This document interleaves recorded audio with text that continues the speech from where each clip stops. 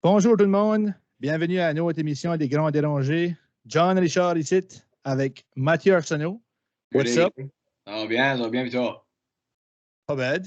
Hein? Ça va quand même pas si pire que ça. Dimanche soir, lundi demain, back au travail. Back au travail, puis moi je suis là cette fois-ci. Ah, t'es là demain.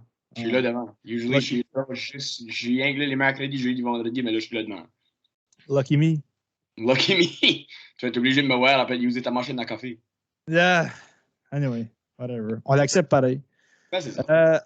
Aujourd'hui, c'est quand même excitant pour nous. C'est notre premier épisode comme podcast indépendant. Donc, Oui. moi, je suis à Saint-Charles, Matt est à Moncton.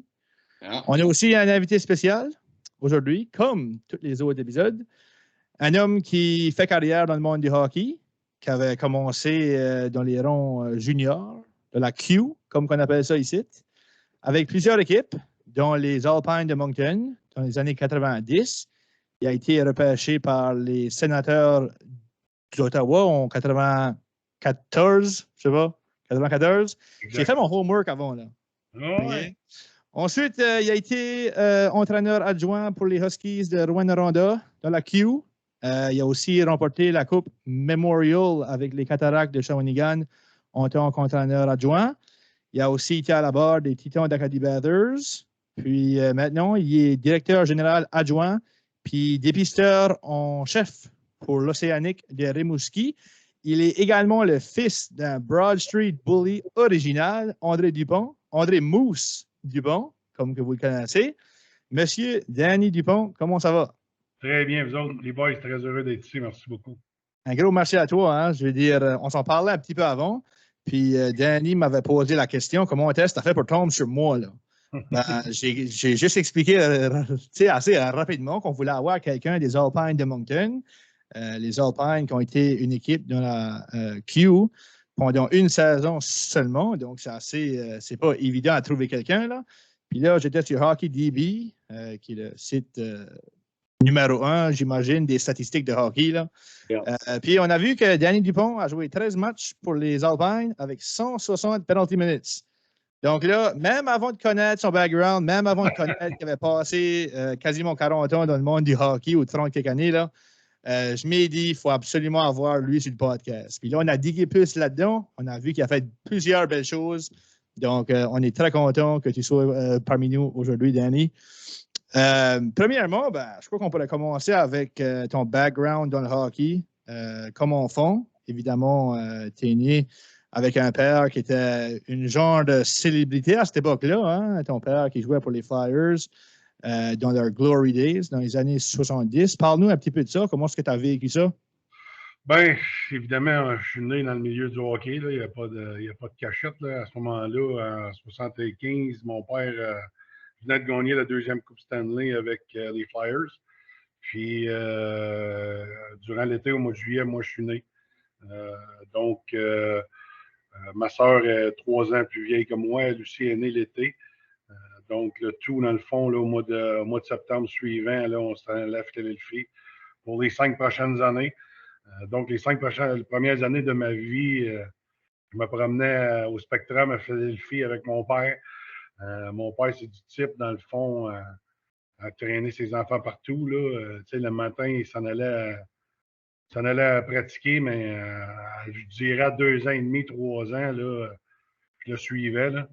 Je le suivais partout. La pratique finissait, on s'en allait dans la chambre, on buvait de la liqueur, puis je m'amusais avec la gang. Là. J'étais le roi du Spectrum à 3 ans, dans le fond.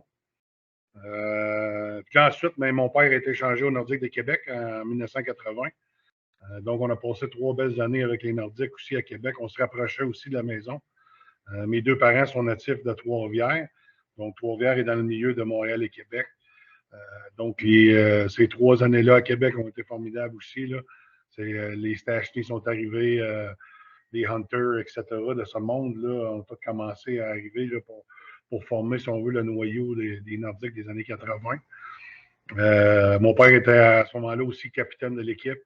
Donc, c'était quand même un gars d'expérience puis tout ça. Là. Donc, c'était vraiment le fun. Là. Ces années-là, c'était le fun pour moi aussi parce que j'ai appris, dans le fond, c'était quoi le hockey. Veux pas, tu sais, de 5 à 8 ans, je pense que c'est là que tu baignes dans le monde. Et j'avais l'opportunité de patiner tous les jours sur la glace du Colisée après la pratique des Nordiques. Fait que, tu sais, c'était. Des fois, je compte souvent l'anecdote que mon père, quand il arrivait au dernier exercice de la pratique, il me sifflait dans les estrades. Là, je descendais en bas avec le trainer, m'attachais à mes patins. J'attendais assis sur le banc. Puis là, quand il me faisait un clin d'œil, mais là, ça voulait dire que je pouvais embarquer.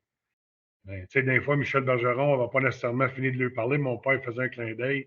Là, moi, j'embarquais, je sautais des pucks. Michel Bergeron était encore en train de parler aux gars au centre de glace. Puis moi, je sautais partout. Puis, j'ai été chanceux, vraiment, là, de pouvoir vivre cette expérience-là. Là. Ensuite, on s'est amené à Trois-Rivières. Mon père a coaché dans le junior majeur les draveurs de Trois-Rivières pendant 3 ans. Donc, ça a été une autre belle expérience. Par la suite, il est devenu agent de joueur de hockey. Encore aujourd'hui, il est avec le groupe Paraf, avec Paul Corbeil ici à Trois-Rivières. Il représente plusieurs joueurs dans la Ligue nationale, puis au niveau du junior, au niveau de la Q, etc. Donc, c'est vraiment son métier à cette heure depuis, je dirais, une 30aine d'années. Cool. Puis je veux dire, je peux même pas imaginer quoi ça doit être fils d'un joueur de la NHL. Tu as parlé de Philadelphie au Spectrum. De ça que j'ai entendu, le Spectrum, c'était une place assez magique, là. Non, il y a eu le Spectrum Flu qui disait, là, les Flyers Flu. Là. Les gars, ne veulent pas, c'était une équipe qui était très robuste, très intimidante, les Flyers. Souvent, quand les équipes d'opposition arrivaient à Philadelphie, il y en a toujours un qui filait moins bien, ne participait pas au match, tu sais. Ça arrivait souvent. Puis évidemment, mais l'opportunité d'avoir gagné 2 Coupes Stanley aussi, là, tu sais, même encore aujourd'hui, ça va faire bientôt 50 ans, là, puis on retourne à Philadelphie parce que mon père se fait régulièrement demander de retourner pour aller signer des autographes. Puis il me disait toujours, il dit, Dan, il dit, notre fibre, les anciens, elle peut avoir 200-300 personnes qui attendent par joueur. Puis les joueurs présents, mais ils n'ont rien qu'une dizaine de personnes, tu sais. Absolument. Je disais, ouais, non, le bonhomme, là, tu sais, la pipe un peu, là, tu sais, là. Une année, je suis allé avec lui, puis c'était pas de mentir. C'est des légendes à Philadelphie, ces gars-là, les Bernard Parent, Bobby Clark, Rick McClish, etc. Tu sais, c'est des gars que la ville a soutenu, la ville a appuyé pendant ces années-là. Puis, tu sais, c'est vraiment des légendes aujourd'hui.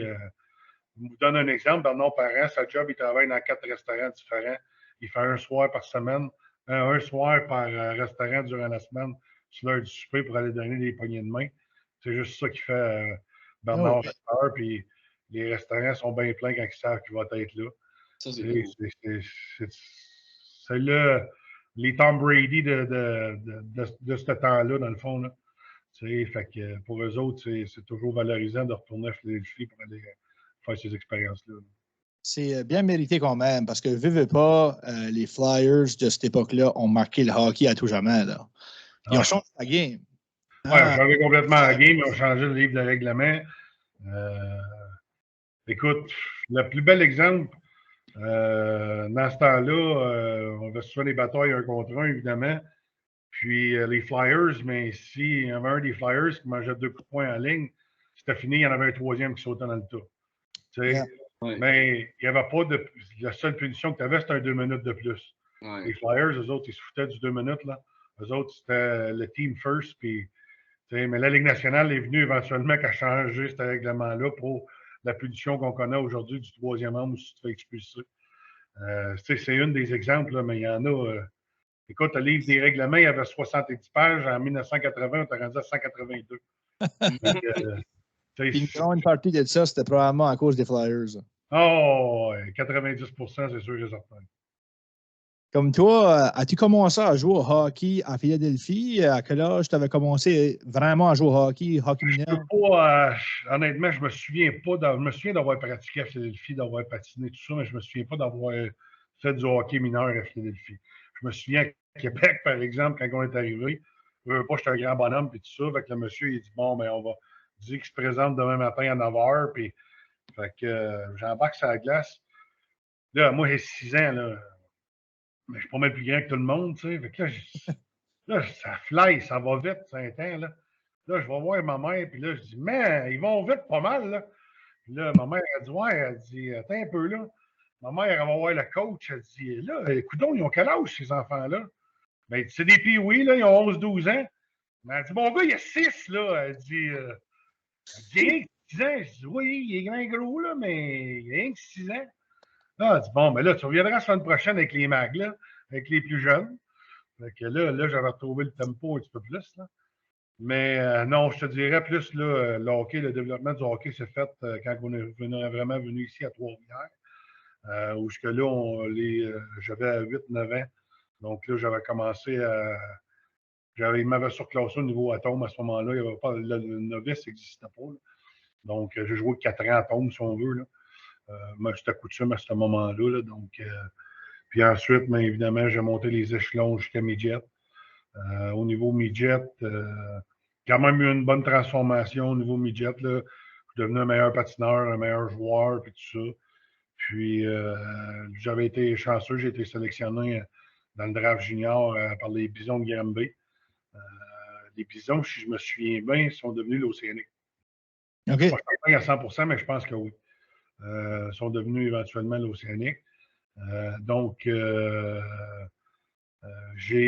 me suis présenté au camp d'entraînement à 17 ans. Malheureusement, je n'ai pas fait l'équipe. Je suis retourné jouer une autre année midget. À 18 ans, je me suis représenté au camp d'entraînement encore. Ça a très bien été. On était à la fin du camp d'entraînement, puis là, je me suis fait échanger au Titan de Laval. Puis là, au Titan de Laval, mais à ce moment-là, c'était une équipe extraordinaire, là. On avait Yannick Dubiff, les champions scoreurs de la Ligue cette année-là. Il était allé au World Junior. Notre gardien de but, c'était Emmanuel Fernandez. À la défense, on avait Patrick Boileau, Sylvain Blouin. Sylvain, c'était probablement le plus tough là, de la Ligue cette année-là. Disons que les Titans de Laval, c'était la chose qui rapprochait le plus, dans le fond, des Broad Street Bullies. OK. Right. On était probablement l'équipe la plus tough, là, si on veut, dans le junior. Écoute, cette année-là, j'ai joué 50 matchs. Je dois m'avoir à peu près, peut-être, je dirais 35 combats, là. Je n'ai pas perdu un. Je n'avais pas perdu un combat cette année-là, la première année, tout simplement parce que Sylvain Blouin était le dur à cuire de la Ligue, donc les heavyweight, l'autre base, se battaient toujours contre Sylvain. Puis là, mais moi, je prenais souvent le deuxième. Tu sais, le deuxième, moi, je n'étais pas si loin en arrière de Sylvain, c'est parce qu'il jouait avec moi. Tu sais, on ne pouvait pas prouver qu'il était l'heavyweight. Il va dans mon club. Là, fait que, donc, cette année-là, ça a été vraiment une belle année. On est allé jusqu'à la finale de la Croix Memorial. On a perdu contre Kamloops. On a passé vraiment proche. On a perdu 5-3. Oh, wow. L'année suivante, là, on a eu l'expansion avec les Mooseheads. J'ai passé dans l'expansion. J'ai été un des premiers sélectionnés là, dans la première batch, si on veut, là, avec les Mooseheads d'Halifax. Puis, j'ai débuté la saison, évidemment, là-bas. Ça a été spécial. Là. On s'est promené beaucoup durant le camp d'entraînement pour faire de la publicité dans les maritimes. Puis, c'est cool. On a joué des games à Saint John, on avait joué des games à Moncton, on avait joué partout. Là. Parce que là, à cette époque-là, le Halifax devait être la seule team dans les maritimes. La seule équipe des maritimes, exact. C'est la première équipe, dans le fond, qui arrivait dans la Ligue, dans les maritimes à ce moment-là. Donc, je me souviendrai toujours qu'en entraînement, il y avait 128 joueurs. Oh, wow! C'est épouvantable comment est-ce qu'il y avait du monde là. S'il y avait invité 128 joueurs. 128 joueurs. Puis là, ben, on avait fait des scrimmages, puis tout ça. Puis à un moment donné, j'en avais frappé un, puis là, il a sorti en commotion. Là, il y a un autre qui m'avait débordé. J'avais donné un two-hander, j'avais cassé le bras. Puis... Anyway. Fait que là, Clément Jaudoin, il me fait venir après. Puis Clément, c'est un gars que je connaissais de longue durée. Il avait coaché à Trois-Rivières. C'était un ami de mon père. Puis là, ben, Clément, il dit, Dan, il dit là, il dit slack un peu, là. Il dit là, il dit, les gars, il se blesse, tout. J'ai dit là, on est 128, Clément. Tu devrais me dire merci. Il dit, je t'en ai coupé 2, là. Fait que. C'était la job du coach, là. Ah ouais, c'est ça. J'ai dit là, je t'apprends à t'aider, Clément. Tu ne devrais pas chialer pour moi, là. Puis finalement, mais on a descendu l'équipe à 24 joueurs. On a débuté la saison. C'était quelque chose de spécial parce qu'évidemment, à ce moment-là, on n'avait pas l'amphithéâtre au Québec pour 10 000 personnes. Puis, tu sais, le premier match qu'on a eu, mais c'était sold out. Il y avait 10 000 personnes contre des cataractes. Puis on avait gagné. Puis, tu sais, ça avait été vraiment une bonne expérience. Quelque peu avant Noël, j'ai été rééchangé à Laval. Puis, j'ai joué peut-être une quinzaine de games à Laval. Puis, il y avait un dénommé Georges Larac à ce moment-là. Vous avez sûrement. Oh! Oui, ouais. George, George, à ce moment-là, jouait pour Saint-Jean. Puis, les grands rivaux à Saint-Jean, mais c'était les Bisons de Granby. Donc, j'ai été échangé à la période de transaction à Granby. Cette année-là, Georges était le heavyweight, là. C'était le gars à battre. Là. Ça l'est devenu pendant les 15 prochaines années dans la Ligue nationale. Absolument. Puis le seul qui n'avait pas peur de l'essayer, c'était moi. Moi, j'y allais tout le temps. Puis, tu sais, il y a une affaire, par exemple, il était tough, Georges, mais c'est un gars qui était respectueux. Tu sais, cette année-là, je pense que je me suis battu 8 fois avec. Puis, j'ai gagné une, j'ai mangé 7 pas pires. Mais tu sais, toujours dans le respect où tu étais dans une mauvaise, tu étais vulnérable ou quelque chose. Tu sais, il y avait beaucoup de respect, Georges, là, de ce côté-là. Donc, tu sais, pour moi, ça faisait partie de mon rôle, ça faisait partie de la façon que je jouais, ça faisait partie des choses que j'aimais faire aussi. Donc, cette année-là, là, à 19 ans, là, j'avais amorcé, je pense, 446 minutes de punition. Là. C'est justement ça que j'allais dire. Je viens juste de calculer avec ton Hockey DB 446 minutes de punition dans 50 parties. Ça, c'est fou. C'est un average de 9 minutes de punition par game. C'est incroyable. Une saison complète, là. Ouais. J'avais été suspendu un peu aussi au travers de ça. Là, mais... Puis, ben, tu sais, cette année-là, j'avais eu 3 entraîneurs que ils savaient que j'étais capable de faire le job. Je le faisais au moment propice aussi. Tu sais, c'est sûr, s'il arrivait quelque chose à un coéquipier, c'était sans doute, j'étais pour me présenter. Mais quand même, à 19 ans, je jouais un rôle aussi durant la game. Tu sais, j'étais efficace à 5 contre 5, j'étais efficace en désavantage numérique aussi. Donc, tu sais, j'avais quand même un rôle, non seulement le tough guy, mais aussi, je passais quand même des bonnes minutes sur la glace. Durant les séries, en plus, cette année-là, je me souviens pas, on a fini 7e, puis on part la série contre Saint-Jean, contre Georges Larac. Oh yes! Parce que là, non seulement que j'ai joué 10 games contre eux dans la saison à cause des échanges, là, je me ramasse à en rejouer 7 autres encore. Puis, évidemment, la série est allée en 7 games. Oh, fait que j'ai eu la chance de me tiroyer avec Georges encore une couple de fois. Yes, puis, tu sais, on n'était pas supposé de gagner cette série-là, puis on a gagné. Puis là, mais ensuite, on s'est rendu, il y avait un chiffre impair, là. Fait qu'il y a eu comme un genre de round robin en deuxième ronde. Puis là, malheureusement, il nous a manqué un point pour passer. Mais cette année-là, les Bisons, c'était la dernière année des Bisons. L'année suivante, ils sont devenus les Prédateurs. Donc, tu sais, l'équipe était quand même très forte. C'est sûr qu'ils ont rajouté des joueurs l'année suivante pour éventuellement gagner la promotion. Mais on avait quand même été dans les débuts là, de cette organisation-là. Là, l'été suivant, moi, j'avais été repêché par les Sénateurs l'année précédente, en 94. Oui, c'est vrai. Comment est-ce que tu as vécu ça, de te faire repêcher? J'ai une autre anecdote pour celle-là aussi, évidemment, là, mais je suis repatrié, ils disent, entre 8 et 10e ronde. À ce moment-là, il y avait 11 rondes dans la Ligue nationale. Il y avait moins d'équipes, donc il y avait plus de rondes. Puis, je me souviens d'avoir jasé avec les Canadiens, puis je pense que les Canadiens avaient un bon intérêt. Puis, l'autre équipe qui avait quand même beaucoup d'intérêt, c'était les Florida Panthers. Puis, tu sais, eux autres, j'avais un bon feeling, tu sais, t'en vas toujours là en espérant, évidemment, de te faire repêcher, là, mais les Panthers, je ne sais pas, j'avais un feeling que c'était pas être eux autres. Puis, c'était à Hartford, là, au Connecticut, le draft. Les Whalers, dans le temps, étaient encore dans la Ligue nationale. C'est un beau saut de verre. Puis, ironiquement, je m'assieds avec ma mère, puis on est en 5e rangée, la 2e journée, 5e, 6e rangée. La table des Panthers est drette là, en plus. Le dépisteur du Québec est face à nous autres. On arrive en 8e ronde, puis il me fait un sourire. Fait que là, j'ai dit, hey, d'après moi, ça va être eux autres, c'est sûr, ça va être eux autres, tu sais. Puis là, mais il annonce au micro, des Titans de Laval, Là, je pars pour me lever. Jason Boudria. OK, je me suis assis. Mon body venait de se faire drafter. La même équipe. La même équipe. Fait que, Oh my God. Ben, la ronde suivante, là, les sénateurs m'ont sélectionné en 9e ronde.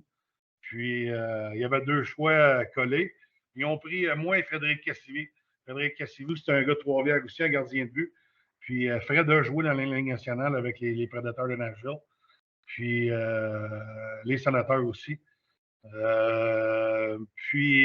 C'était vraiment un beau moment parce que mon chum de se faire drafter là, moi, je venais de me faire drafter là. C'est back-à-back en plus. Fait que c'était vraiment spécial, là, cette journée-là. Puis là, Soit le joueur de hockey puisse vivre ça, là, il y en a juste un certain nombre qui peut le vivre, malheureusement, là, mais j'ai été chanceux. Là, j'ai pu vivre cette situation-là. puis une fois que tu as été drafté par les Sens, as-tu fait un camp d'entraînement? L'année suivante, c'était l'année du lockout. Oh, oui, c'est vrai. Fait que, on n'a pas fait de camp d'entraînement avant que je m'en aille avec les Moussets. Mais l'année suivante, là, j'étais pour jouer sur mon année de 20 ans. Puis là, mais les Alpines, ils arrivaient dans la ligue. Puis à ce moment-là, quand tu arrives une nouvelle équipe, tu as le droit d'aligner 5 joueurs de 20 ans. Fait que souvent, ils vont prendre certains 20 ans, ils vont peut-être en prendre 6, 7 même dans les autres équipes pour pouvoir essayer le meilleur noyau de 20 ans, pour essayer de bien performer puis tout ça. Donc, ils m'avaient sélectionné. J'avais parlé à Lucien et tout ça. J'ai dit, aucun problème, Lucien, mais tu sais, j'ai dit là, je m'en vais au camp d'entraînement. Mon objectif, c'est de faire la Ligue américaine. Là. C'est là que je veux m'en aller et tout. Il dit, il n'y a pas de problème. Il dit, on stay in touch. Puis après le camp d'entraînement, tu me reviens. Fait que j'ai dit, il n'y a pas de problème. Puis j'étais quand même allé au camp d'entraînement des Alpines. On avait fait ça là, au Mountain Coliseum à ce moment-là. Puis j'avais quand même patiné une semaine avec eux autres avant de m'en aller au camp pro. Puis ça a super bien été, honnêtement, au camp des sénateurs. C'était honnêtement, rendu à ce niveau-là, c'est facile de jouer. Les gars sont toujours à la bonne place. Absolument. Tu n'as quasiment même pas besoin de regarder. Tu fais ta passe, puis le gars, il est là. Fait que les gars sont toujours bien positionnés, ils te backent toujours. S'ils voient que tu vas être dans le trouble, il y a quelqu'un qui vient te checker. Tout ça.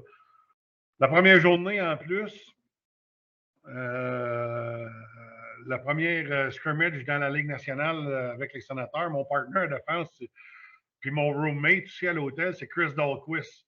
Ah, yeah. C'est sa 14e année dans la Ligue nationale. Lui, il arrive à 20 ans. Fait que le premier chef de tout, le camp d'entraînement, il drop le parc. Le défenseur, l'autre bord, passe, si tu veux, entre le centre et l'ailier. Là, moi, je vois qu'il n'y a pas de place. Fait que je pars et je le sens. Bang! Oh! Puis il se relève vite. Puis là, il drop les gants.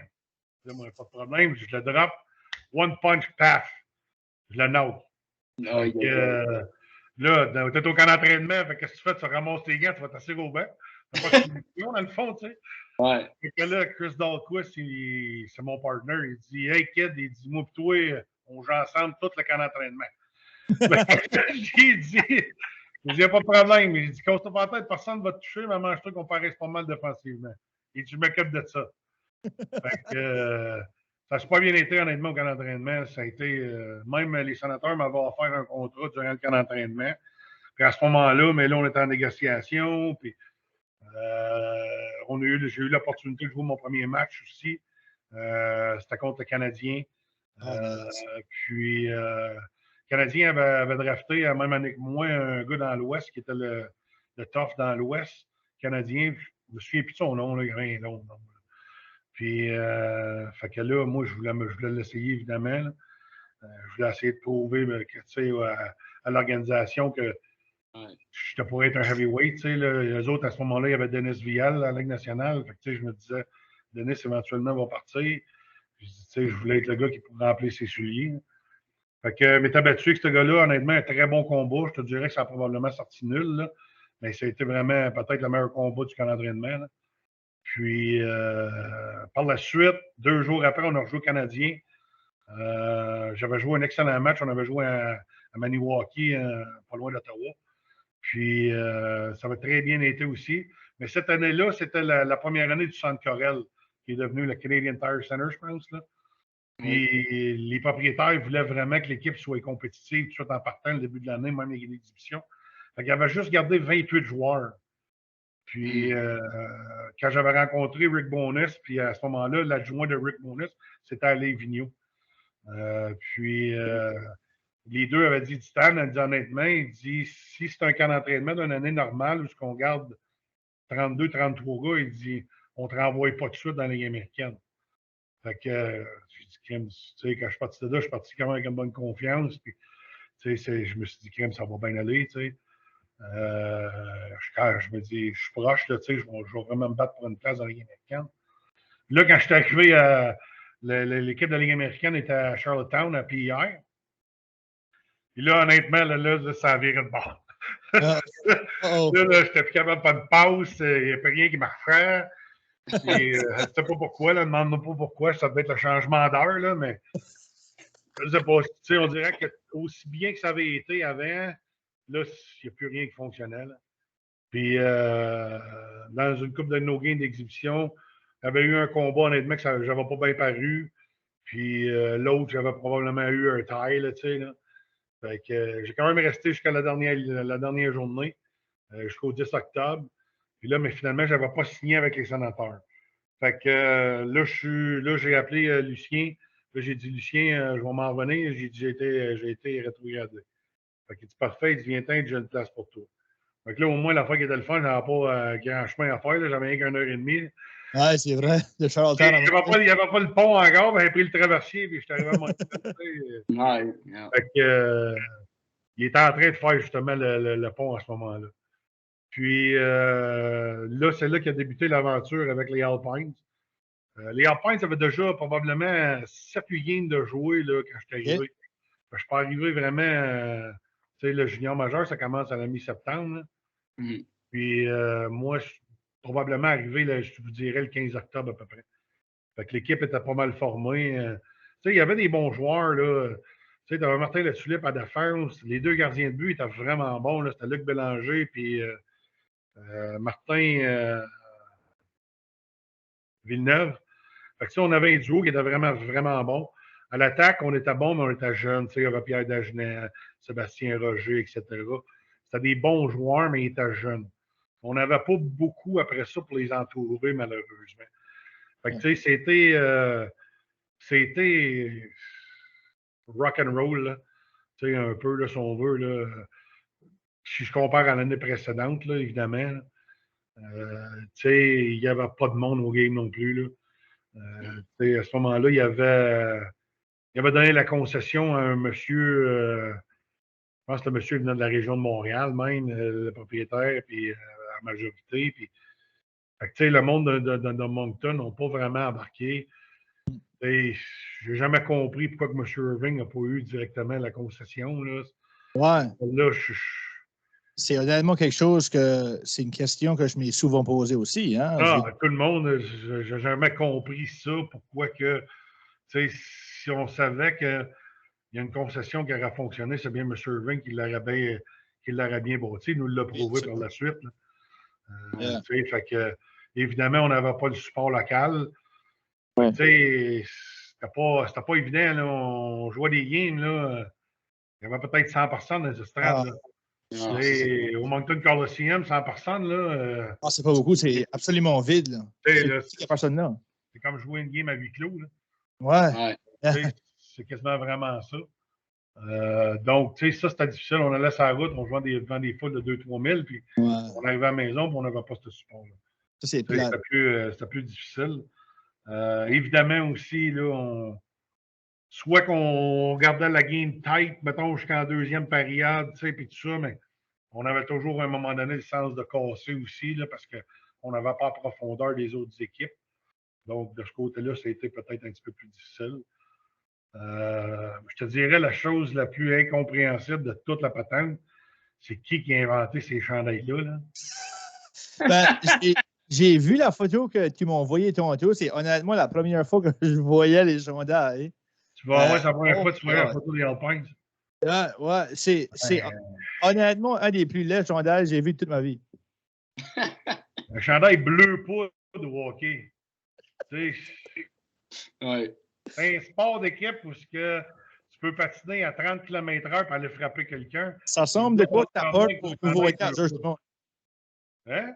Ça ressemble quelque chose que t'apportes à un nouveau-né à Georges Dumont à Moncton. Ah, c'est ça, exact. Hein? Une couverte. C'est la couleur que tu peintures la chambre de ton fils quand il arrive de l'hôpital, pas un jersey de hockey, là. Ouais. Puis aussi, j'aime beaucoup que tu avais utilisé le terme que ça avait été rock and roll. Parce que je pense que ton expérience aussi avec les Alpines a aussi été rock and roll dans un autre sens. Parce que là, si on regarde les stats, HockeyDB, j'imagine que c'est les bons stats. 13 matchs, 160 penalty minutes. Qu'est-ce qui s'est passé là? Comment ça fait pour accumuler 160 sont pas falsifiés, mais sont un peu exagérés dans le sens que il y a eu un incident. Là, on jouait Hall, qui est devenu Gatineau. Là, ils ont changé de nom par la suite. Puis José Théodore, qui était gardien de but pour eux autres. On était en avantage numérique, j'étais devant le filet. Puis on était à 5 contre 3. Puis José m'a envoyé ça entre les jambes. Un coup de bâton entre les jambes. Puis là, j'ai tombé à genoux. Ça a fait mal, évidemment. Puis là, mais quand je me suis relevé, je regardais le tableau au centre, puis on perdait 6-1. Oh non! Ouais. Fait que là, je me suis reviré de bord, one punch, knockout José. Quoi? Puis là, je me suis reviré de bord, puis talk, one punch José, couché dans le tree. José Théodore. Ouais. One punché José Théodore. One punch José Théodore. Puis là, je me reviens de bord. Là, j'ai dit, ils vont tous venir me sauter dessus, mais là, ils sont juste 3. Puis là, ben, il n'y a pas de tough sur la glace. Il est en désavantage numérique. C'est vrai. Le gars qui me saute dessus, c'est Jean-Guy Trudel. C'était le meilleur scoreur de la Ligue. Oh. Fait que là, je le vois arriver. Fait que là, je le pogne, je le pitch. Tu peux pas vraiment y faire mal. Il y avait un grand défenseur, Kovny, lui, il s'est tendu vers moi, puis là, on s'est battu. Puis là, mais je ne sais pas si vous vous souvenez, au Moncton Coliseum, tu avais juste le grillage entre les deux. Entre les deux mains, là, tu sais, c'était un. Oui. Moi, ce qu'ils appellent ça, là, un twisted iron, là, en tout cas, là, une chose de clôture, là, si on veut, un grillage. Là. Puis là, Bob Mongrain, le coach, il vient se placer où ce que nous autres, on sort. Puis là, il me criait après. Puis moi, en tout cas, j'avais joué avec lui dans une ligue d'été auparavant. Et je le détestais. Je ne l'aimais pas déjà d'avance. Puis là, il me criait après en plus. Ma face était drette-là, puis je sortais ici. Qu'est-ce que tu penses qui est arrivé? J'ai essayé de le soigner lui aussi. Oh my God. Fait que là, j'avais eu une affaire comme 60 minutes de punition juste là. Quoi? Oh, ouais, j'avais été suspendu comme 4 games puis tout ça. Fait que pour un incident, j'avais été. Le gardien de but, t'as soigné le top scorer, tu t'as battu avec le défenseur, puis t'as soigné le coach. J'ai essayé de soigner le coach après. Dans la même séquence, là. En même séquence. Oh my God. OK, so ça explique pas mal une grande partie du 160 minutes de pénalité. Oh, ouais. Le reste, ben, c'était des combats, évidemment, là. Tu sais, qui vont arriver des punitions des 2 minutes, des affaires de même. Là. Mais tu sais, celle-là, ça avait été. Ça, c'est incroyable. Moi, je m'attendais vraiment pas à ça que tu me dises que tu avais claqué José Théodore. Ouais, mais là, tu sais, les situations. Oui, absolument. Je veux dire, il t'a spiré dedans les chenolles. Là. Ouais, c'est ça, exact. Exact. Puis quand tu te lèves la tête, si la game arrêtait 3-2, je serais parti. Ouais. J'aurais pensé à l'équipe avant. Là. Mais fin de deuxième période, c'est 6-1. Là, c'était Retribution, c'était là. Ouais. Puis j'ai dit. Je parlais à José par après, tu sais. José regrettait de m'avoir spiré parce que quand il s'est retrouvé sur le dos dans le crease, là je l'avais frappé, il avait encore son casque en plus. Fait que tu sais, ça, ben, tout comment ça a pu résonner. Là. Ouais. Fait que. Non, c'est ça. Ben, tu sais, José, c'était quand même un bon gars, puis tout ça, là. C'est juste qu'il a pris une mauvaise décision. Ben, t'es la glace, tu perds 6-1, c'est normal de perdre patience de même quand tu te fais pogner dans les gosses, là. Ben là, tu sais, n'importe où, là, il arrive à une injustice, là. Il veut pas, je veux dire, toi, tu étais quand même un tough, right? La game, là, il a peut-être pas choisi le meilleur gars, là. Ouais, c'est ça, exact. Ça aussi, c'est un bon point. Si tu spires un gars qui est 5 pieds 5 puis il a 50 points dans ton game, là, ben là, c'est pas la même chose. Là. Exact, exact. Tu spires un gars qui est quoi, 6 pieds 4, 6 pieds 5 comme toi, 200 Exact. quelques livres. Hein, Faut c'est que tu peut-être pas t'attendes la à ça. meilleure décision qu'il a faite dans sa vie. Là. Il en a fait des meilleures que ça. Là. Ouais, exact. Toi, t'as comme, tu sais, évidemment, tu as été un gars qui a acheté les gants à plusieurs reprises, si on peut le dire comme ça. Probablement. Oh, ouais. Quoi, à 100 quelques fois, là, ou proche de 100 quelques fois? De ta Ouais, à peu carrière? près, je vous dirais, là, parce que bon, c'est dur à évaluer. Là. Je ne pourrais pas dire le chiffre exact. Là. Je ne vais Ah, jamais compter, là, mais tu sais, ça l'avait arrivé, ça l'arrivait. Ça faisait partie de la game, ça faisait partie de. Qu'est-ce que. C'est pour moi, aujourd'hui, ou même préalablement à ça, le gars qui jette les gants, pour moi, il a mon respect. Tu sais, pour soit se défendre lui-même, défendre un coéquipier, défendre peu importe. Tu sais, puis j'ai jamais évalué une bataille à part les miennes que quelqu'un ait gagné ou perdu. Tu sais, je me dis, le gars qui se présente pour défendre son honneur personnel ou l'honneur de son équipe ou défendre un coéquipier, pour moi, c'est un gars respectable. Puis, tu sais, avec les années, j'ai pu rencontrer énormément de gars avec qui je me suis travaillé. Puis, tu sais, souvent, ces gars-là, c'est des gars de classe, là. Tu sais, j'ai jamais rencontré de ticoun, là, tu sais, pour dire qu'en dehors de la glace, que c'était des bombes, là. Tu sais, au contraire, souvent, c'est les plus gentlemen, c'est les plus gentils. Sauf que ça fait partie du rôle que tu as à faire dans ta game d'hockey à ce moment-là. Tu sais, aujourd'hui, c'est très différent. On ne voit plus ça. Là. Oui, puis, tu sais, dans toute ta carrière comme ça, tu me dis que, tu sais, engager un combat, c'est quelque chose de respectueux quand même entre les joueurs, right? Comme c'est un respect mutuel entre les deux équipes, entre les deux joueurs qui s'engagent à combat. Pour toi, qui est-ce qui a été le gars le plus tough que tu as affronté? Ben, le plus dur à battre, c'était Georges Larac. Georges, il était tellement fort physiquement. Là.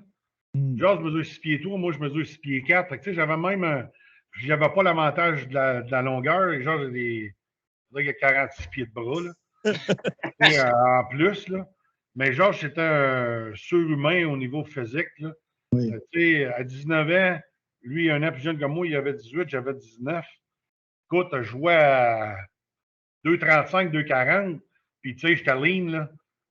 Tu sais, j'avais pas des abdos, mais j'étais pas loin. Là. Fait que, tu sais, on était vraiment en forme, là. Yeah. Puis, même à ce poids-là, à cette grosseur, grandeur-là, il nous brassait. Tu sais, il nous brassait, puis on pouvait jamais comme avoir un contrôle. Fait que c'est là qu'après ça qu'il nous maganait beaucoup. Moi, j'ai beaucoup admiré Georges Larac.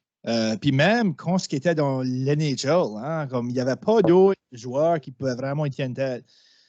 Ça arrivait de temps en temps qu'il y avait peut-être un mauvais combat ou une taille. Oh, exact. Mais ça a toujours été Georges Larac. Là. Il n'a jamais parlé sorti. Le seul que j'ai vu un peu qui c'était vraiment tête, c'était été Bogart. Ah, Bogart, c'était un gars de 2,70. Là. Ça, là, à un moment donné, lui aussi, il était fort aussi, puis il était tellement grand. Là. Ouais. Mais je vous dirais, le gars le plus tough, il y a deux gars. Le gars qui frappe le plus fort que j'ai jamais vu de ma vie, c'est Martin Lamarche. OK. Martin Lamarche, il a joué professionnel un petit peu aussi. Lui, il jouait pour Shawinigan. Lui, les boys, ils donnaient un coup de poing, c'était comme s'il venait de frapper avec un Cinderblock. Là. Oh. C'était... Il y a un soir, je jouais pour les Moussettes, lui, il jouait à Shawinigan. Puis on combat, tout ça. Il me pogne un coup, puis je m'étais penché, puis il m'avait pogné sur le casque. Fait que je m'en vais au banc de punition, j'enlève mon casque, puis j'avais une bosse en dessous, sur la tête de mon casque. Oh! Ouais, fort. Là, je suis au banc de punition, puis là, je me frappe la tête de même. Je dis, tabarouette, j'ai une bosse en dessous de mon casque. Tu sais, fallait-tu que le gars frappe vraiment fort? Yoï! Ouais. Puis l'autre gars que je me suis jamais battu avec, mais est le seul qui battait Georges sur une base régulière, c'est Nathan Morin. Nathan Morin, c'était pas un gros bonhomme, c'est un gars de 5 et 10. Mais tough, là, tough, là, incroyable. Son fils, il joue aujourd'hui au Québec, c'est un 2007. Un excellent joueur de hockey, tout un joueur de skill, vous allez l'entendre parler à un moment donné.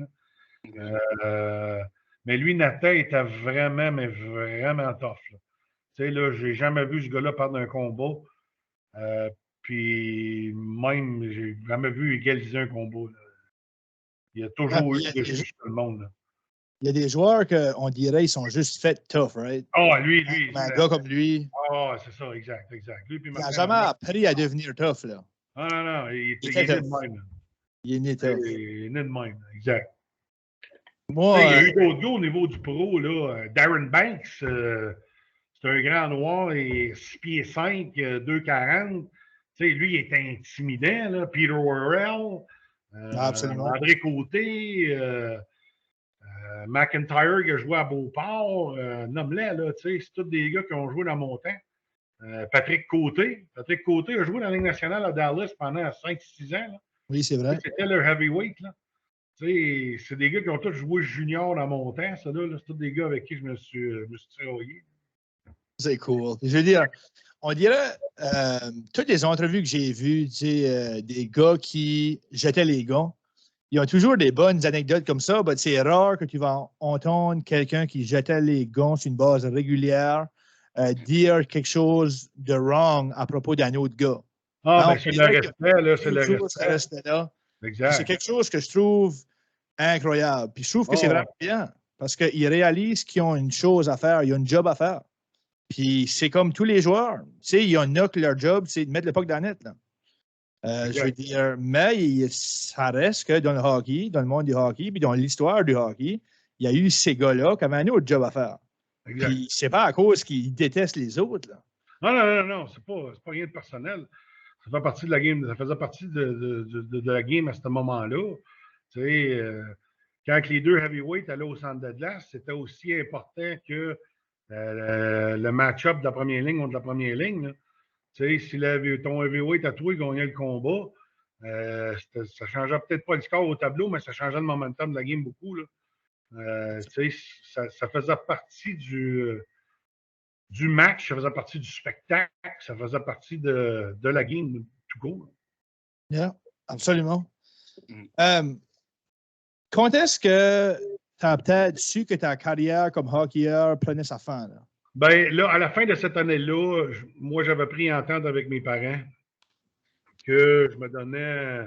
J'avais arrêté l'école à 18 ans. Puis, j'avais pris entente avec mes parents que, écoute, la journée que ça va être fini, je vais retourner aux études, puis on va passer à d'autres choses. Je ne jouerai pas dans les ligues seniors, etc. Mon père ne voulait pas ça. Mon père m'a juste demandé une chose, il ne voulait pas que je joue dans les ligues seniors juste pour me battre. Donc, j'ai respecté ça.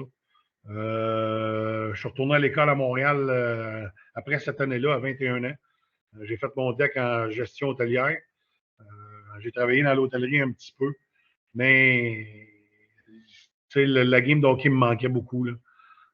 Un de mes grands chums, c'est André Tourigny qui coach pour les Coyotes. Puis André, à ce moment-là, coachait Midget 3A. Puis j'avais été voir André, puis on avait pris une coupe de bière ensemble. Puis, ça ne te tente pas de l'essayer. Puis je l'avais essayé à 21 ans, mais à ce moment-là, le fit n'était pas right. Là, puis sauf que là, j'avais 25, puis le fit était right. Là, puis j'ai coaché une année à Bantam avec Michel Pouliot, qui est un star recruteur pour les Tigres de Victoriaville. Puis, l'année suivante, mais j'ai commencé à coacher avec André dans le Midget 3. Puis, ça l'a pris au mois de novembre, le 28 novembre. André était engagé à Rouyn-Noranda avec les Huskies, puis je suis parti avec lui. Donc, en dedans de 15 mois que j'avais commencé à coacher, je coachais déjà junior. Wow. Donc, c'était mon emploi. Je ne vous cacherai pas, la première année, quand je me suis allé à Rouyn-Noranda, je faisais 300$ par semaine. Oh, wow! 300$ par semaine. Oui, on parle au début des années 2000. C'était pas beaucoup, là, il a fallu que je fasse un sacrifice pour la première année parce que durant le milieu de la saison, il fallait quand même qu'il paye l'autre gars qui venait de remercier. Là. Fait que, j'avais pris le pay cut pour pouvoir y aller. Puis on a passé 4 belles années ensemble. J'ai appris énormément. André reste à ce jour un ami proche, un confident, un mentor. J'ai rarement vu un gars pouvoir changer une organisation comme lui il l'a fait. On est après le voir tranquillement avec les Coyotes. Là. Ils sont en train de virer de bord vraiment bien. Puis, c'est pas comme s'il y avait une grosse machine de hockey. Là. Il est loin de là, mais ils sont en train de changer leur philosophie. Puis vraiment, ça va dans la bonne direction. Ça, c'est gage d'André. Par la suite, j'ai eu l'opportunité, mais là, je voulais me prouver à moi-même que je pouvais être un entraîneur-chef. Puis nous autres, mais dans le fond, au Québec, le cheminement, si tu veux être entraîneur-chef au junior, souvent, tu vas retourner être entraîneur-chef Midget 3. Puis là, mais je me suis en allé coacher Midget 3 aux Lions du Lac-Saint-Louis. Les Lions du Lac-Saint-Louis étaient un peu le sore thumb, si tu veux, au Québec. Là, c'est la seule équipe anglophone. Sauf que c'est une équipe qui avait beaucoup de talent. C'est une région qui a beaucoup de joueurs d'habileté. Moi, je me suis dit, s'ils ont les habiletés, moi, je vais faire travailler, puis on va avoir du succès. Puis la première année, on a quand même bien fait, on a perdu encore de finale. La deuxième année, mais là, j'avais vraiment eu l'opportunité de former mon équipe, puis j'avais scouté les gars l'année précédente, je connaissais vraiment qui s'en venait au camp d'entraînement. Puis on a vraiment formé une belle équipe, puis on s'est rendu en finale de la Ligue. On a perdu contre le Séminaire Saint-François en finale pour aller à Telescope. Là. Puis ça avait été une année formidable. L'année suivante, mon gardien de but s'est blessé dans les séries parce que d'après moi, cette année-là, on était encore meilleur. Je pense qu'on aurait vraiment tout gagné. Puis ma dernière année, c'était une année un petit peu plus beau au niveau du talent, mais j'avais des bons 13 et 14 ans qui s'en venaient. Fait que j'avais fait exprès, j'avais pris 12-15 ans cette année-là. Fait qu'on était excessivement jeunes. On a quand même bien performé. On a réussi à gagner une série à la première ronde. Donc, ça avait été vraiment une belle expérience pour les gars. Puis là, moi, j'ai Trois-Rivières, puis Shawinigan, à ce moment-là, il était coaché par Éric Veilleux. Puis le poste d'adjoint à Éric est devenu ouvert. Fait que là, j'ai parlé avec Éric. Éric, c'est un ancien du Titan aussi. Je suis allé le rencontrer. Honnêtement, c'est bien à donner, puis ils m'ont offert la job. Puis, fait que j'ai accepté. Puis là, mais je tombais juste à 20 minutes de chez nous aussi, de mes parents. Donc, c'était pour la première fois, depuis que j'avais 18 ans, j'avais l'opportunité de pouvoir passer un petit peu de temps avec mes parents aussi quand c'était pour en donner. Eux étaient dans une reconstruction un petit peu parce qu'en 2009, ils avaient perdu en finale contre Drummondville. Puis là, on savait que quand la Coupe Memorial était pour revenir en 2012, que les Cataractes étaient pour bider pour l'avoir. Parce qu'il avait construit un nouveau building et tout ça. Puis c'était vraiment un super amphithéâtre. Puis, mais là, on construisait vers ça. Et en 2011, en avril 2011, on était dans les séries. Puis on jouait contre Québec. Je me souviens bien des séries en deuxième ronde. Puis là, mais il avait annoncé que c'est nous qui étions pour avoir la Coupe Memorial. Fait que, tu sais, d'avril 2011 à mai 2012, là, c'était l'année de la Coupe Memorial. Tu sais, c'était pas été juste la semaine. La pression, elle a commencé ce jour-là. Absolument. Pour builder, pour avoir la Coupe Memorial, puis tout ça l'année suivante. Je ne vous le cacherai pas, ça a été une année très, très, très, très demandante, très dure. Beaucoup de pression. On avait une bonne équipe. Écoute, on a eu 45 victoires, 18 défaites, puis le reste, c'était des ties ou des défaites en overtime. Puis, tu sais, fait qu'on avait quand même une très bonne équipe. On était allé chercher Morgan Ellis. On avait été chercher aussi Brandon Gormley qui avait joué à Moncton. Wildcats. Oui. Ouais, les Wildcats. Bournival jouait aussi. Hein? Bournival, il jouait pour nous autres. On avait Michael Chaput aussi. Tu sais, on avait vraiment une bonne équipe, mais on n'avait pas nécessairement les plus gros des plus gros noms. Là. Tu sais, Saint John avait probablement plus des gros noms que nous, mais on avait des aussi bons joueurs de hockey à plus petits noms, si on veut. Puis là, on s'est rendu en deuxième ronde, puis contre Chicoutimi. Et le gardien européen, il a été. Il a volé 4 games, c'est pas dur. Là. Il a volé 4 games sur 7 et on a été éliminés dans les séries en deuxième ronde. Donc là, on avait 31 jours avant que la Coupe commence. Et ça, c'est quand même impressionnant aussi. Tu sais, dans un sens, à cette heure qu'on regarde back là-dessus, vous avez été éliminé en deuxième ronde. Ouais. Là, vous aviez 31 jours, un mois, Exact. vous remettre sur pied. Puis là, vous étiez l'équipe hôtesse de la Coupe. De la Coupe, exact. So, comment est-ce que vous avez fait pour vous remettre sur pied, repenser à qu'est-ce que vous alliez faire? Là? Faire de l'évolution de jeu, peut-être bien. Mais c'est quand même un long mois quand même. Vous avez fait je suis sûr que les joueurs étaient un peu déçus. Exact. Évidemment, tu aurais aimé de gagner avant d'aller à la Coupe. Mais, je veux dire. On y allait à la Coupe Memorial pareil. Il fallait se présenter, il fallait la jouer. Là. Absolument. On avait l'équipe en plus, on avait les bonnes personnes. Puis, sauf que là, il y a eu beaucoup de doutes, le coaching staff, ça, les murmurs, puis toute la patente. Fait que, anyway, on a pris 3-4 jours off. On a rencontré les dirigeants. On est arrivé avec un plan, moi, Eric, puis Steve Larouche, qui était l'autre assistant coach, en préparation, dans le fond, pour ça. Les propriétaires ont dit parfait, on a confiance en vous autres. Faites ça, puis assurez-vous qu'on soit prêts.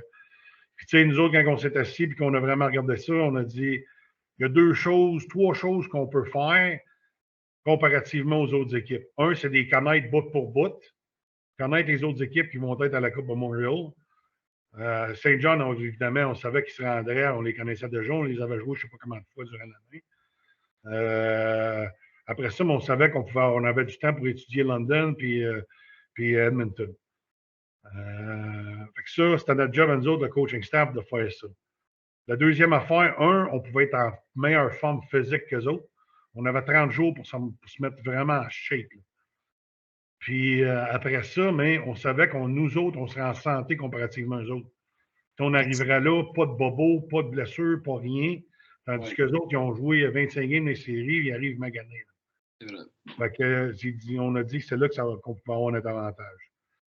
Je peux vous le dire, les gars, là, pendant 28 jours, là, la cédule, c'était 2 pratiques, 1 journée off, 3 pratiques, 1 journée off, 2 pratiques, 1 journée off, tout le long. Oh, wow. Okay? Les gars, ils en ont patiné, excuse-moi, là, un asti shot. Je peux vous le dire. Ils étaient en shape, les gars, ils ont embarqué. On s'est assis avec eux autres, on a demandé à eux autres qu'est-ce qu'ils pensaient qu'on devrait faire mieux. Ils ont sorti 2-3 bons points où ils ont demandé un petit peu plus de liberté à certaines phases de game. On a dit parfait, on vous le donne, allez-y, soyez responsables. On dirait que ça l'enlevait un petit peu de pression sur les épaules eux autres et ça pourrait pouvoir plus juste jouer. Donc, on est arrivé, puis là, on était tip-top shape. Là. La semaine d'avant aussi, on avait pensé de faire une game contre les anciens. On avait quand même beaucoup de gars, des anciens cataractes qui jouent professionnels, puis tout ça. Là, tu sais, c'est pas comme si on pouvait appeler Sherbrooke et dire viens jouer une game d'exhibition. Là. Tu sais, les autres faisaient un bout qui était out, là, il était pas. Tu sais, il voulait pas se faire humilier non plus. Fait que là, on a ramené les anciens, on a joué notre équipe, on a fait gauler nos 2 goalers. Notre goaler, un goaler a gaulé pour les anciens, puis l'autre a gaulé pour nous autres. Fait que tout le monde a vu de l'action pendant un match au moins une semaine d'avant. Ça a été très bénéfique parce que nos anciens, écoute, on avait des joueurs, là, on parlait des Jason Pomainville, puis tout ça. Là, c'est quand même assez talentueux. C'est ça, c'est des gars qui jouaient dans la Ligue nationale. Là, et on les avait plantés sur un temps, là, ça avait fini comme 6-2, je pense. Fait que, tu sais, nos gars, ils étaient prêts. La première game, on joue à Edmonton. On joue un excellent match, mais on perd 4-3. Ben, sauf qu'on est sorti de là, puis là, on a dit, bon, mais les Kings sont out, là, on est correct, là, tu sais. Le dimanche, on a joué. Le dimanche, après ça, on a joué London. Puis là, on les a battus 5-1. Là, vraiment, on était vraiment sur une bonne vague. Puis là, le mercredi, la dernière journée, on joue les Sea Dogs. Les Sea Dogs, toute l'année, c'était les autres gagnent une, on en gagne une, puis c'était de même toute l'année. Puis là, on joue la game contre les Sea Dogs. Si on gagne, on s'en va direct en finale. Si on perd, c'est London qui s'en va en finale. Finalement, on perd la game 6-5, on a fait la même. Score serré.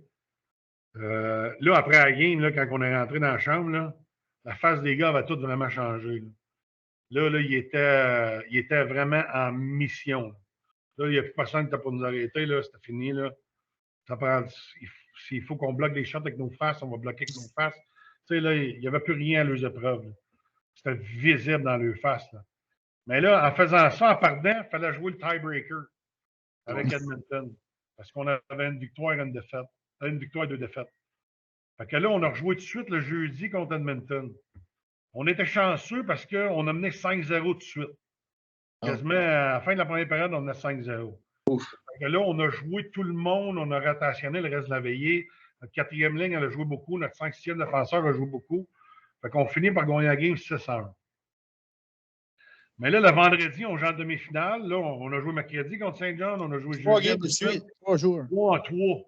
Puis là, le vendredi, on se ramasse à jouer en demi-finale contre Saint-John. Là encore, ce Saint-John-là. Là, les boys étaient primés. Là. Ouais, les boys étaient primés sur un temps. Là. Ah oui. Fait que, honnêtement, on les domine là, pendant 2 périodes. On mène 3-2. Il reste 40 secondes à la deuxième période. Jonathan Huberdeau passe la ligne rouge. Il envoie un flip vers notre net. Le goaler, il a read mal. À fin bande, ça rentre. Oh. Là, tu peux-tu dire, les gars, c'était comme. Tu sais, tout le monde a comme dessoufflé, là. Il dessouffle la ballonne. Ah, ils ont dessoufflé la ballonne bien raide. Juste par ce goal-là, tu sais. Ouais. Fait que. Mais, honnêtement, là, les gars sont rentrés dans la chambre, puis ils en ont ri quasiment. Tu sais, ils ont dit, là, ça fait 2 périodes qu'ils ont un domaine, ils ont eu leur chance. La malchance, ils l'ont eu, là. Tu sais, il n'y en aura pas une autre fois, là, ça n'arrivera pas, là. Puis là, on est sorti. Là, ça a parti en fou en troisième période. Là, c'était goal après goal après goal. Ils scoraient, on scorait, et vice-versa. Il reste 3 minutes, on mène 6-5. Puis le gars qu'on a ici, l'autre bord, c'était Beaulieu. C'était l'archi-ennemi, là. Puis je ne sais pas pourquoi, honnêtement. Là, il n'avait pas vraiment rien fait de mal, là, mais on dirait que c'est un gars qui se fait tough. Ouais, il était arrogant aussi. Là, ouais. Fait que là, il pull le goaler, il reste 1 minute et demie, puis Beaulieu fait un assez mauvaise passe dans le centre, puis Chaput le coupe, puis il part en breakaway, pas de goaler. Puis les scores, ça fait 7-5. Yes, sir. Puis là, tout le monde sur le banc, on a un ape shit bien raide, là, tout le monde capote, là, tu sais. Ouais. Mais là, il reste encore 1 minute à jouer. Puis là, il rembarque le goaler. On repogne le puck, puis Coco Morin, notre 20 ans, il descend à l'aile, puis il score. Bang, c'est un wrist shot. Là, ça a fait 8-5. Mais celle-là, pour moi, ce goal-là a tellement voulu dire là, vous êtes enterrés, là, vous êtes finis, là, les vedettes. Là, c'est fini, là. On ne veut plus vous voir. Là. Vous êtes plus là.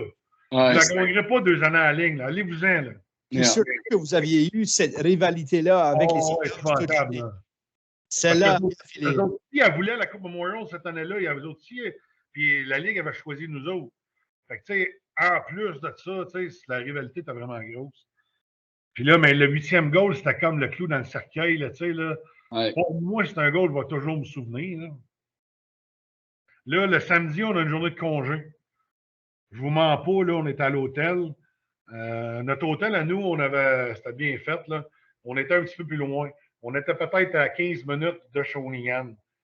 C'était comme un genre un grand bed and breakfast, si tu veux, là. On était juste nous autres dans l'hôtel. Fait que le samedi, je vous le dis, là, je pense qu'il y a des gars qui sont même pas levés. Les gars, ça brûlé. Les gars, allaient manger, ils revenaient se coucher. La mère revenait se coucher. Donc, on a fait ça toute la journée. On a fait un petit meeting le soir. Les gars se sont couchés. Le lendemain matin, on a fait une petite activation. Puis là, la game, il l'avait mis à 7 h le soir, la finale, pour que ce soit coast-to-coast, tu sais, prime time. Ouais. Et, parce que la finale à Commonwealth, elle avait toujours été à 4 h avant. Puis là, il voulait l'avoir vraiment coast-to-coast. Fait qu'il l'avait mis à 7 h. Nous autres, c'est notre affaire. Ouais. Puis là, leading up, tu sais, pour la Coupe Memorial, c'est la finale. Tu sais, c'est gros, là. Tu sais, c'est méga, là. Ça a toujours été mon rêve. Puis, tu sais, on va te dire de quoi, c'est la seule game de ma vie avant la game où je filais mal, j'avais mal au cœur. Puis, tu sais, là, on dirait que j'avais l'impression que j'étais pour vomir. Puis, tu sais, là, c'est la seule fois de ma vie, honnêtement, j'ai mal filé de même. Mais, tu sais, la game, elle a commencé. Puis, après ça, on a été correct, là, tu sais, là. La seule affaire, il y avait tellement de monde. OK? Il y a 5500 personnes qui rentrent à Shawinigan. Il y en a plus là qu'au Mountain Coliseum quand c'est toujours pour les Alpines. Un petit peu, ouais, un petit bit. Un petit bit. Mais là, il avait mis, il avait assez rentré plus de monde. Là, il devait avoir 5250 personnes. Je vous le dis, là. Les mondes ne vont pas descendre les marches. Le monde est assis dans les marches. Il y avait du monde debout partout. C'est fou. C'était fou raide, là. Écoute, moi et Éric Veilleux n'est pas grand, c'est un gars de 5'9", peut-être, là, moi, gentil avec. Là. Je penchais, j'y criais dans les oreilles en arrière du banc, puis il ne m'entendait pas.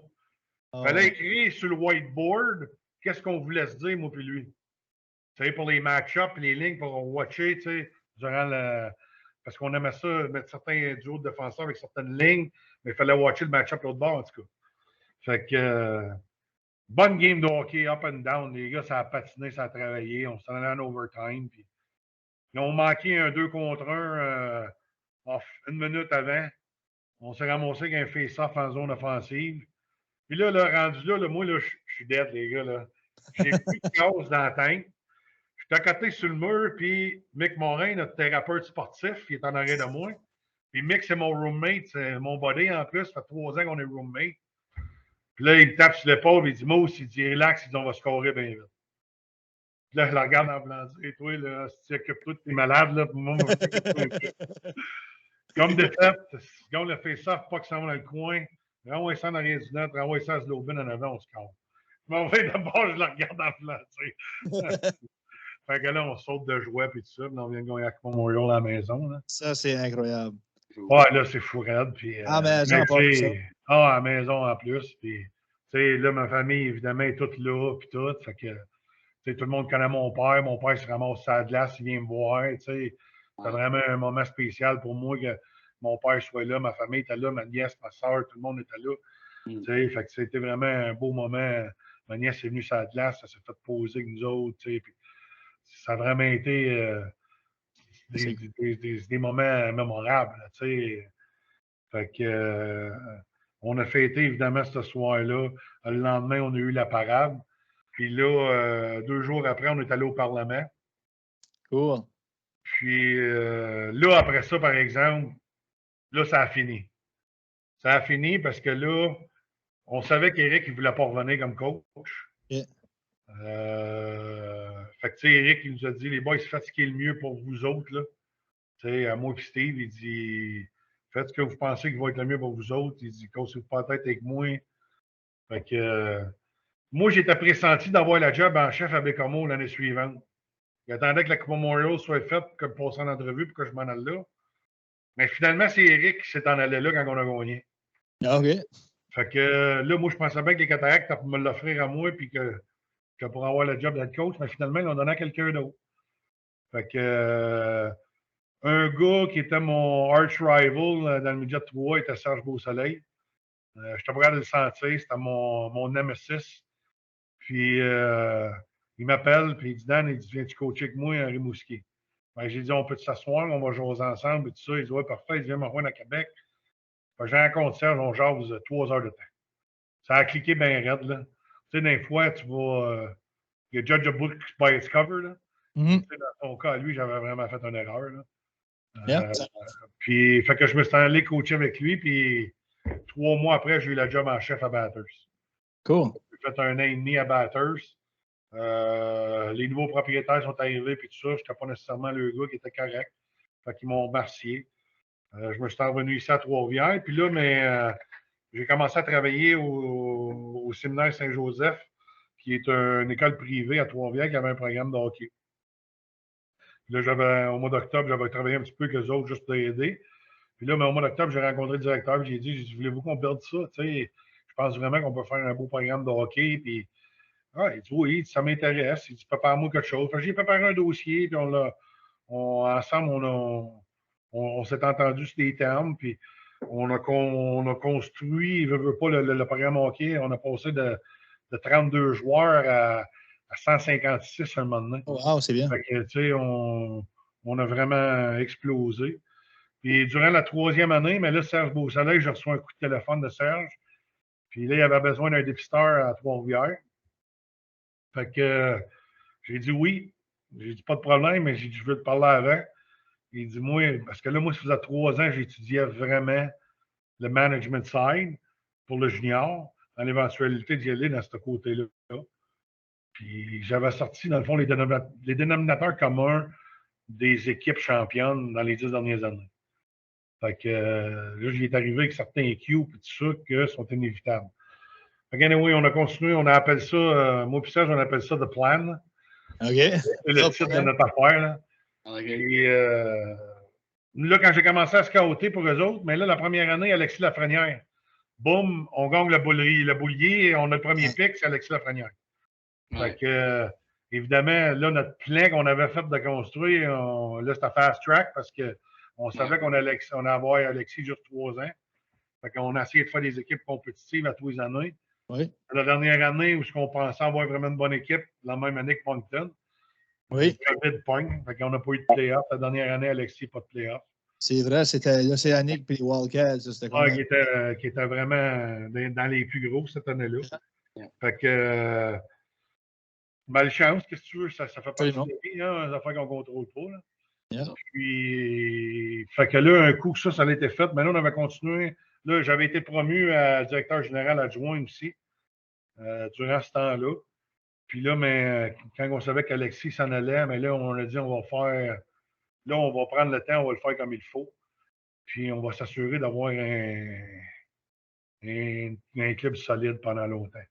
Yeah. Fait que notre plan a commencé il y a 3 ans. Là, on est rendu, si on veut, dans notre 2e année. On est encore très jeune, mais on joue quasiment pour 600 pareil déjà. Mais cool. on a un des clubs les plus jeunes de la Ligue. Fait que, tu sais, on s'en va vraiment dans la bonne direction. Je pense que les Maritimes, là, on risque de tomber dans la division des Maritimes bientôt, d'après moi, l'Océanique. D'après moi, les Maritimes vont nous trouver fatigants pendant longtemps. Là. Ah ben, je veux dire, au moins, c'est une bonne chose. Au moins, on va voir Danny à Moncton assez souvent. Ah ouais, ben, je suis allé 3 fois cette année à Moncton, 2 fois. Peut-être qu'on pourrait se pogner avec Danny, là, aller prendre une petite marche au Old Triangle, pour une bière. Oh, ouais, 100% les boys. Yeah.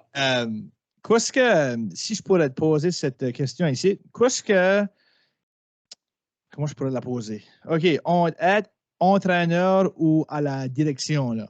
OK, qu'est-ce qui est le plus gros challenge, comme qu'est-ce qui est la plus grande adaptation pour toi? C'est 2 mondes différents dans le fait que plus tu vieillis, plus c'est difficile de coacher, dans mon opinion. Moi, ça a été pour moi.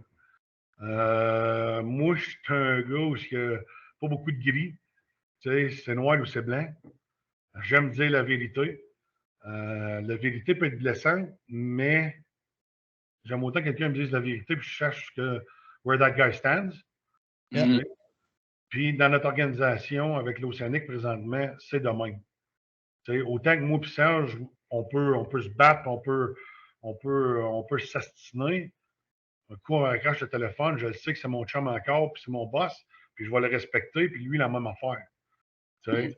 Fait que ça, pour moi, c'est très le fun. La raison, honnêtement, principale pourquoi j'ai arrêté de coacher puis que ça ne m'intéressait plus vraiment, c'est plate à dire, mais c'est les médias. Les médias, c'est très difficile. C'est pas dur quand tu as un petit club. Là. Quand tu as un bon club, il n'y en a pas de problème. Oui. C'est très difficile quand tu as une équipe qui est borderline. Ben oui. Puis, tu sais, il faut que tu répondes à des questions où tu as un minimum de contrôle. C'est ta face à toi qui est tout le temps là. Tu aimerais ça, le journaliste va te poser la question pourquoi tu n'as pas scoré en avantage numérique. Tu aimerais ça, il dit que tes joueurs, c'est des chaudrons et ils n'ont pas été bons. Tu ne peux pas dire ça. Non, mais tu ne peux pas le dire. Fait que, ça, pour moi, c'était devenu très lourd. Puis, j'ai toujours aimé scouter. Honnêtement, depuis je suis petit garçon, j'allais à l'arena avec mon père. Mon père, il me disait tout le temps, regarde les gars, regarde qu'est-ce qu'ils font, étudie les joueurs. Tu sais, s'il fait quelque chose de bien, essaie de l'amener dans ta game à toi, vice-versa. Mais tu sais, ça l'a resté par après. Là. Tu sais, quand je jouais junior, j'étais sur le banc, je regardais les gars jouer pareil. Tu sais, j'ai toujours étudié la game de hockey. Sans être... je pense que j'ai mes plus grands atouts sont là de pouvoir faire ces évaluations-là aussi. Je pense que c'est là que je peux amener le plus à l'organisation. Puis, quand tu mentionnes les médias, dans tous les niveaux de hockey, on dirait que c'est comme ça, right? Puis, plus haut que tu montes, pire que ça vient. Exact. Le spotlight devient de plus en plus fort. C'est incroyable. NHL, là, surtout dans des gros marchés, là, c'est incroyable. Dominique Ducharme l'a eu pas mal tough. Ben oui. Je vais te donner un exemple. Là. Les gars pratiquent, le gars joue le mardi. Là, il y a une entrevue, il faut qu'il rencontre les médias après le morning skate. Là, souvent, il va y avoir des médias, des demandes pour avant-game. Fait que là, à 5 heures, il fait d'autres médias. La game finie, là, c'est la grosse conférence de presse, gang, père, etc. Là, le lendemain matin, tu as une journée que tu n'as pas de game, tu vas pratiquer. Mais là, tu rencontres les médias après la pratique. Qu'est-ce qui est arrivé entre 11h et midi le lendemain? Là? Ouais. Après la game, là, jeudi soir en place. Là. Tu sais, après la game, jeudi soir, pose-moi une question, moi, te le dire. Puis comme entraîneur aussi, vous devez anticiper les types de questions qui vont venir. Là. C'est souvent les mêmes. Souvent les mêmes, puis souvent ça être machin, mais c'est des gens qui sont un petit peu moins éduqués au niveau de la game que l'entraîneur peut l'être. C'est ça. L'entraîneur du Canadien, là, Dominique Ducharme, là, il a de l'expérience au niveau académique. C'était tout un gars, tout un élève. C'était tout un joueur de hockey. C'était un gars qui a gagné partout où il est allé. Tu sais, il arrive là, il a un bagage exceptionnel. Là. Tu sais, puis il n'y a pas juste lui. Là. Son mentor, c'est Bob Barkley. Tu penses qu'il n'a pas parlé souvent à Bob pour avoir des opinions, puis comment est-ce que tu penses de ça? Puis, tu sais, on a tous nos amis au travail de ça qui veulent nous aider aussi. Là, là tu arrives et il te pose une question. Pourquoi tu as fait jouer Gallagher sur la 3e ligne à ce soir? Parce que là, Gallagher est rendu à 30 ans, il est beat up red, puis il joue sur le camp. Tu ne peux pas dire ça, là. Je l'ai mis là, essayer de qu'il regagne confiance, Puis ça, c'est une autre chose. Hein? Comme entraîneur-chef, il y a quand même plusieurs choses que tu n'es pas en mesure de dire. Ouais. Tu ne peux pas tout dire, là. Non, ça aussi, oui. L'année passée, les gars, ils ont joué exceptionnel, là. Oublions pas, là, ça fait pas... ça fait 8 mois, là, il est en finale de la Coupe Stanley contre le Tampa Bay Lightning, là. Ils ont sweepé Winnipeg, il était contender, puis Vegas, toute la patente, là. Comment ça fait que Dominique Ducharme n'était passé être un dieu, puis 6 mois plus tard, plus rien? Il est parti, là, ouais. Ouais, mais tu sais, pourquoi? Parce que, premièrement, il n'y a plus son goaler, peut-être un des meilleurs joueurs au monde, plus là. Pas mal bien, c'est un goaler, anyway. Pas 80% de la game. Là, Shea Weber, qui était le défenseur numéro 1, pas là. Capitaine de l'équipe.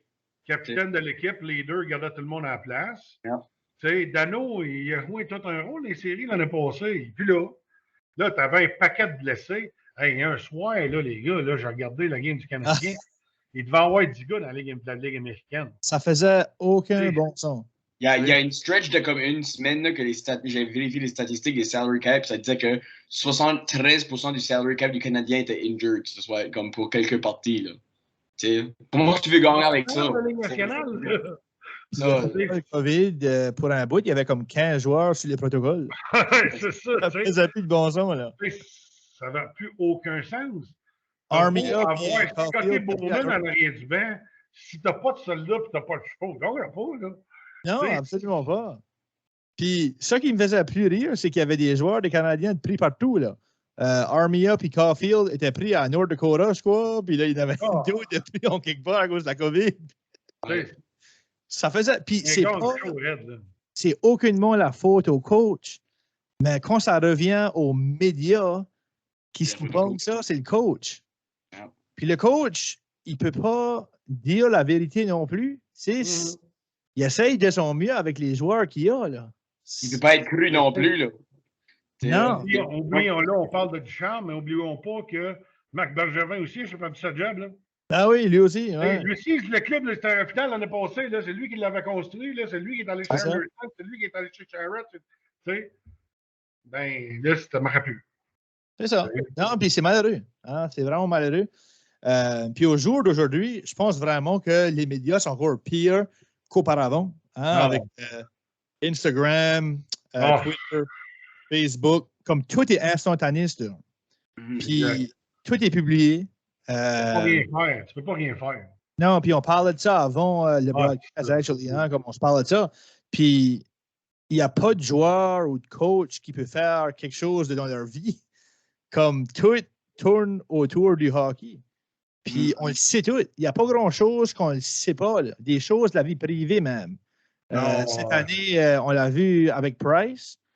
C'est pas des choses qu'il faut qu'on sache non plus. Là. Non. Là, il y avait des soupçons, puis là, tout d'un coup, il a été obligé d'aller, puis, tu sais, l'expliquer, là. Il y aurait... Et tu sais, il y a l'autre côté de la médaille aussi, par exemple, Joe. Tu sais, souviens-toi, il y a 2 étés, quand les gars se sont en allant en bulle, tu sais, moi, Jeff Petrie, le joueur de hockey, je pourrais le sentir, là, je l'aime pas. Mais l'être humain, j'ai rien contre lui, là. Tu sais, là. Puis il a passé 2 mois dans la bulle, puis ils l'ont montré quand il est arrivé chez eux, 3 jeunes enfants. Tu sais, il broyait dans le stationnement parce que ça faisait 6 semaines qu'il n'a pas vu ses enfants.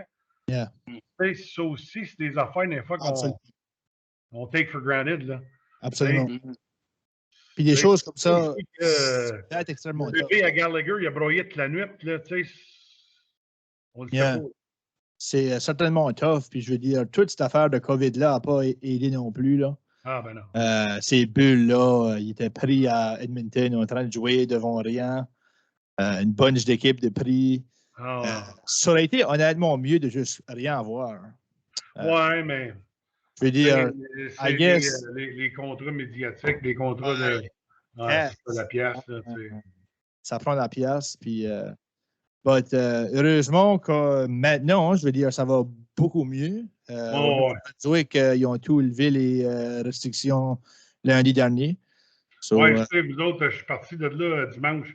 J'étais à Fredericton en fin de semaine passée. OK, yeah. Non, ils ont enlevé ça la semaine dernière. Ça commence à remonter la pente tranquillement, pas vite. Au Québec, ça vient-tu bientôt? Ils nous ont dit probablement à la mi-avril. Okay. Que on va pouvoir faire nos choses, là, probablement aux épiceries, puis mettons au match de hockey, il va falloir conserver le masque, là, mais dans des grands événements, si on veut. Là.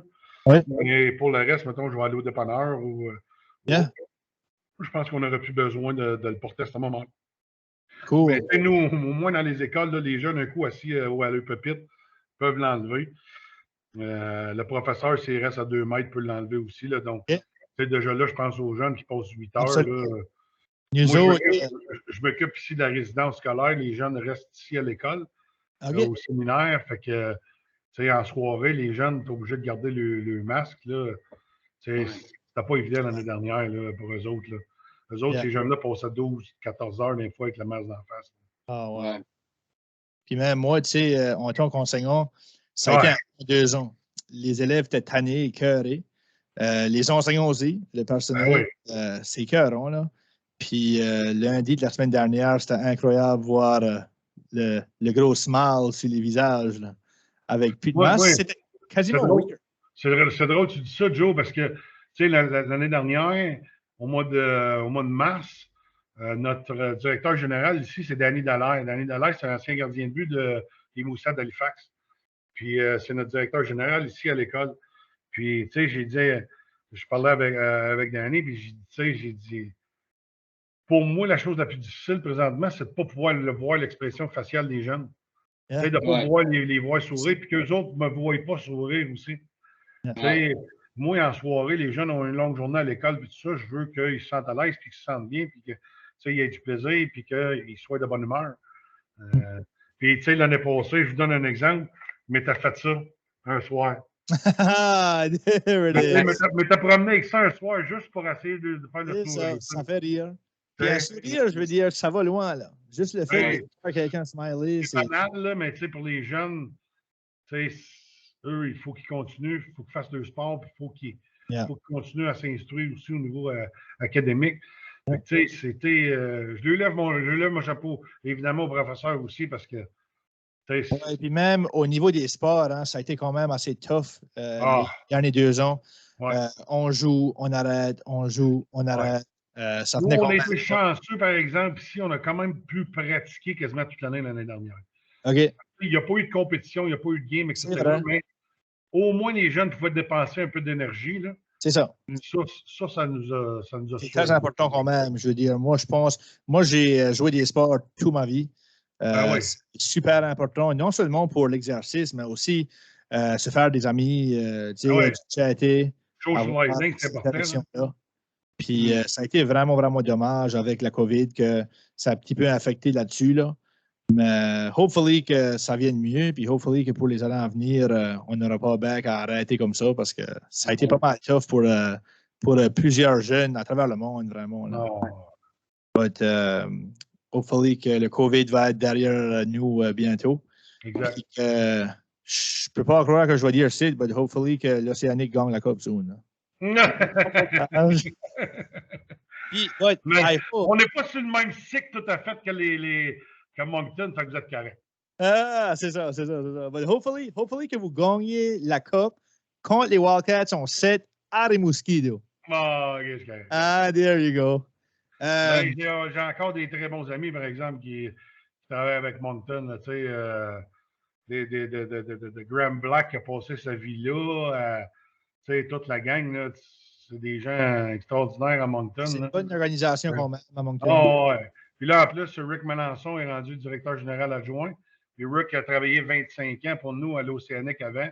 C'est un cher ami que j'aime beaucoup. Fait que, puis M. Irving, honnêtement, à toutes les occasions que je l'ai rencontré, il a toujours été le plus chic des types avec moi. Fait que c'est sûr que je souhaite longue vie aux Wildcats. Puis j'ai hâte, par exemple, il y a une affaire que j'ai vraiment hâte. Je n'ai pas vu le nouveau Colisée. Vraiment? Non, je ne suis pas allé encore. Je suis allé au Monctonian, je suis allé voir les games, mais je n'ai pas eu la chance d'aller voir encore sur place.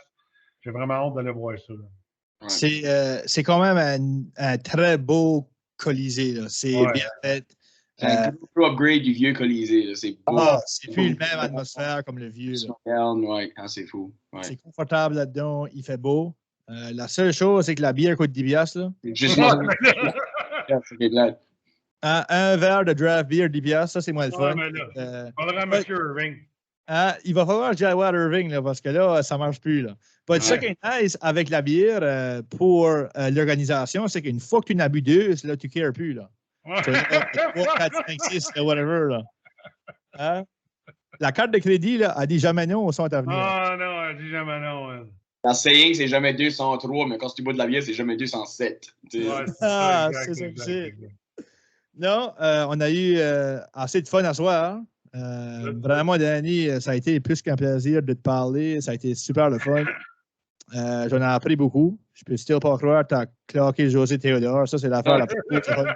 Highlight de ma soirée, honnêtement. Ça, c'est incroyable. Non, mais sérieusement, ça a été vraiment le fun. Ça a été le fun d'apprendre à te connaître, d'apprendre à connaître ton hockey life, ton background. Tu n'as quand même vu beaucoup. Tu as vu quasiment tous les facettes de la game.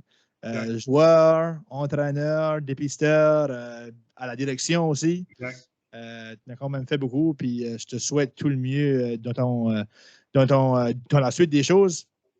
Je suis sûr que ta carrière tire pas à sa fin bientôt. Tu es quand même encore jeune.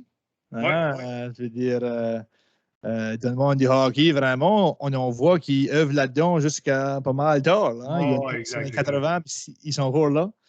Donc, je te souhaite le plus grand des succès là-dedans. Puis encore une fois, un gros merci d'avoir été avec nous autres ce soir. Ça me fait plaisir. Les boys, longue vie à votre podcast. C'était très, très amusant, très le fun, très informatif aussi. On a pu échanger des belles histoires. Merci beaucoup. Yeah, ça a été super le fun.